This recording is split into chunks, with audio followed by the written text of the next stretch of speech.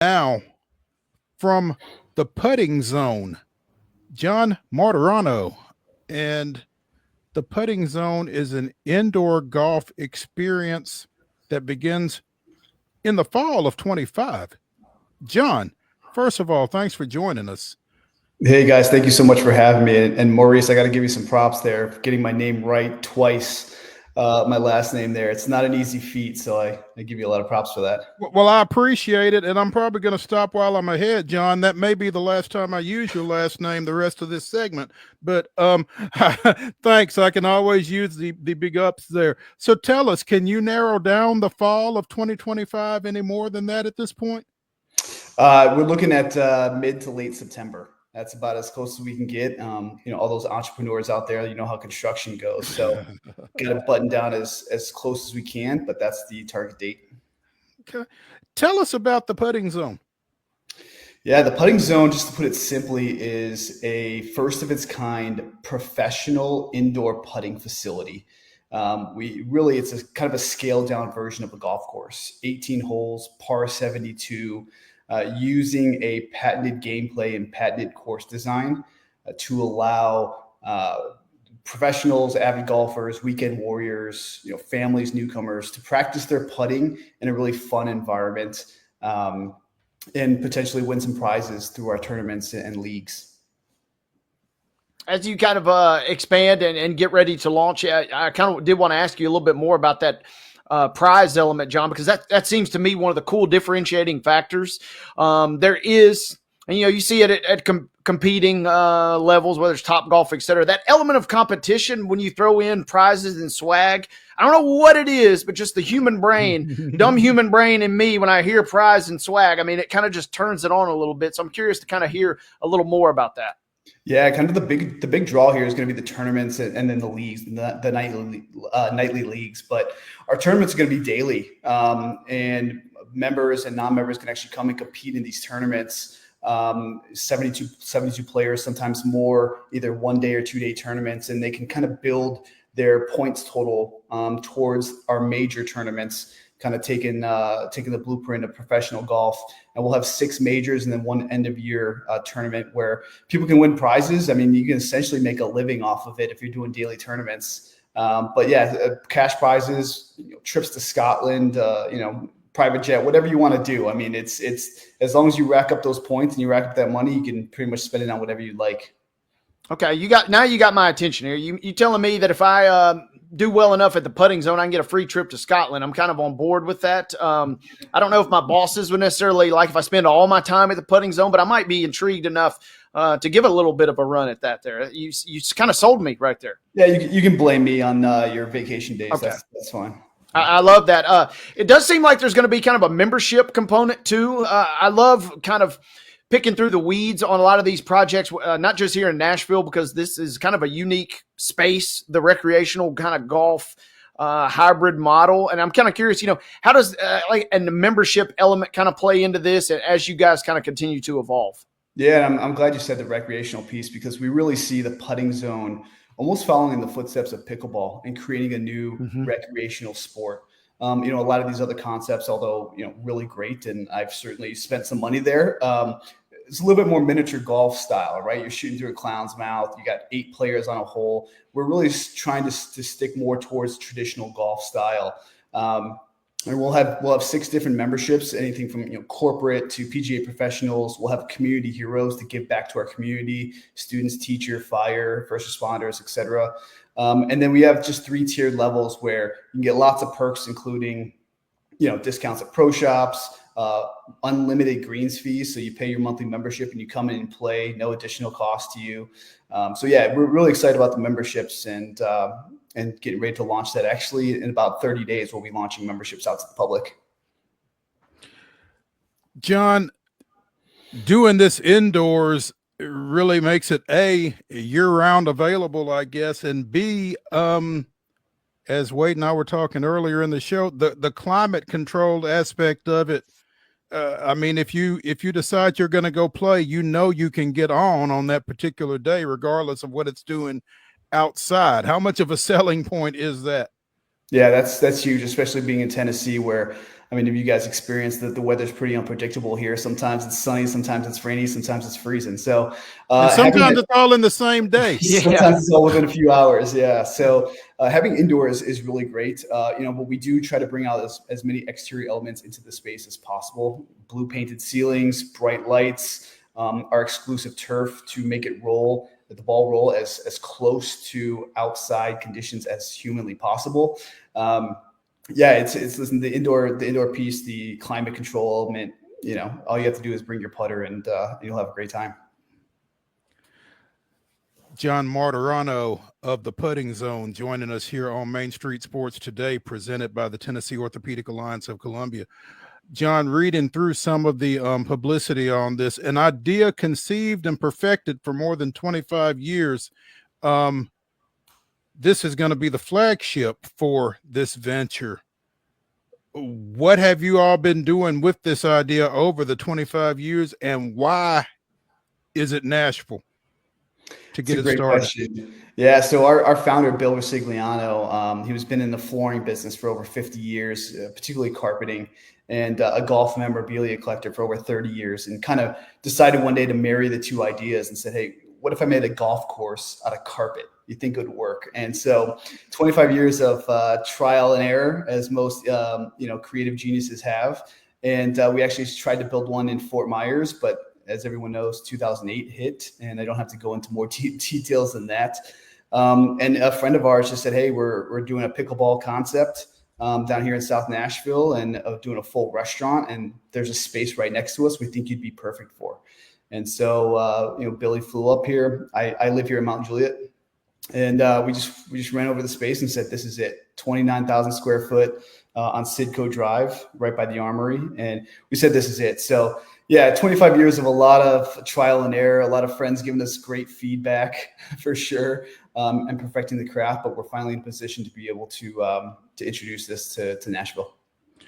So are you all building this thing from the ground up, or are you refurbing a building over there on Sidco, or how is this going as far as the structure?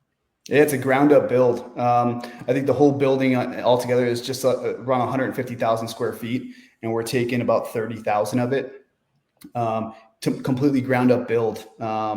Concrete floors, steel beam ceilings, and building, kind of what you see behind me, the golf course. A big piece of it is obviously the golf course that takes up the majority of it. We'll have over a third of a mile of putting surfaces through the 18 holes. We'll also have a pro shop, a members only lounge, nice little stage. We can have some live music. And then another big element is our museum that will house one of, if not the largest and most famous antique putter collections in the world. Over 300 antique putters dating back to the 1800s with hickory shafts that people can come in and walk through the museum and tour and kind of see the unbelievable transition from the clubs over 150 years ago. That piece will be fascinating to me to see the technology, because it feels like golf is such a rapidly accelerating sport in terms of just the tech available. And so, yeah, I can't even imagine looking at something that was the norm, quote unquote, from the 1800s, 1900s. And now, 5 years ago, the putter that I'm using today feels obsolete compared to, but at the time it felt groundbreaking. So I'm really fascinated by that piece that you guys, it sounds like, will offer. Yeah, it's going to be really interesting, and obviously all on display. And the collection is from Fred X. Fry, one of the world's most foremost golf collectors. We were able to acquire a large chunk of his putter collection, and he's been collecting putters since the 30s and 40s. And we actually have handwritten journals from Fred X. Fry, describing every putter, where he got it, who he got it from. So really excited to share that piece of golf history with everyone. John, one other thing I wanted to ask you about that really kind of piqued my interest, ADA compliant. That to me seems like a really unique and really awesome experience that will be accessible to all, it sounds like. Yeah, absolutely. I mean, that's the game of golf should be for everyone. And that's really what we're trying to establish here. So, everyone can not everyone can drive the ball, but everyone can swing a putter. And so we kind of built the facility with ADA compliance in mind. John, you talking about accessibility again, you're going to have memberships, you're going to have league and tourney play, and also folks will be able to walk in, just step up if they've got some time off or whatever, and get on or get in, as the case may be. So you're kind of, it seems like you're kind of meeting folks where they are with this situation. Yeah, we've kind of eliminated the traditional randomized tee times. Like, I don't know if you guys are golfers, but sometimes you get like a 7-18 tee time and you're like, what the heck is going on? So we've actually took that element out of it, and we're doing shotgun starts every 2 hours, starting at 6 a.m. and go until 10 p.m. every day. And so 72 players can go off every 2 hours. It takes about an hour and a half, hour 45 to get through the 18 holes. So yeah, and just through the website, they can obviously book their tee times, or they can walk into our facility and book. That's just what I was going to ask you. With it being indoors and that kind of thing, I would assume it's a little bit more compact. I was going to ask how quickly you could get through a round, so you already hit that. So yeah, it's convenient.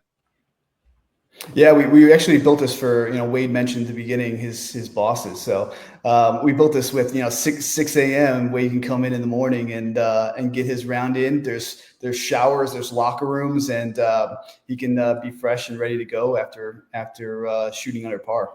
Hey, well, since you mentioned that, John, since we've been having this conversation, I'm going to drop you our owner's email address, because you mentioned corporate plans earlier. It feels like we need to get in on this immediately. So look for an email. I'll make sure to link you guys. I love that.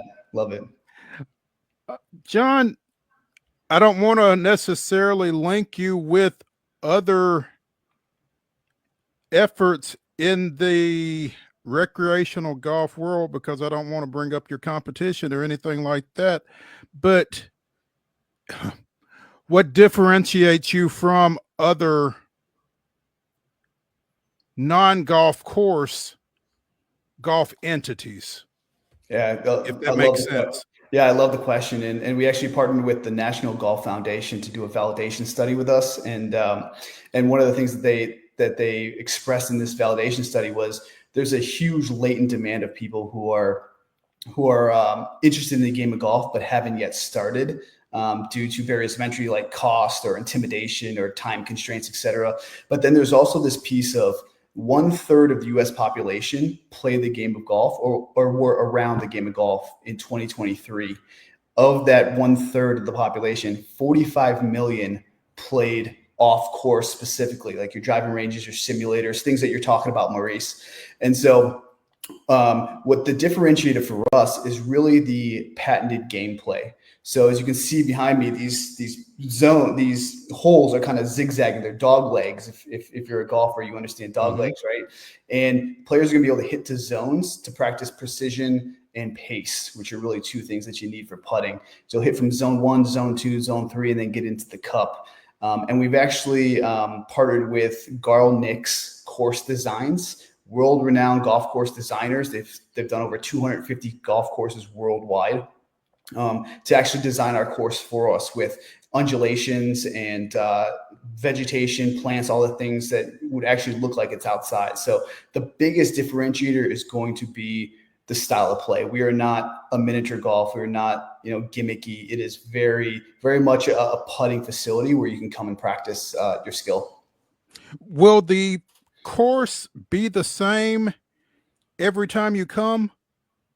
The course will be the same every time you come. We do have the ability through the infill of the turf to actually speed up, slow down, or change direction of the ball.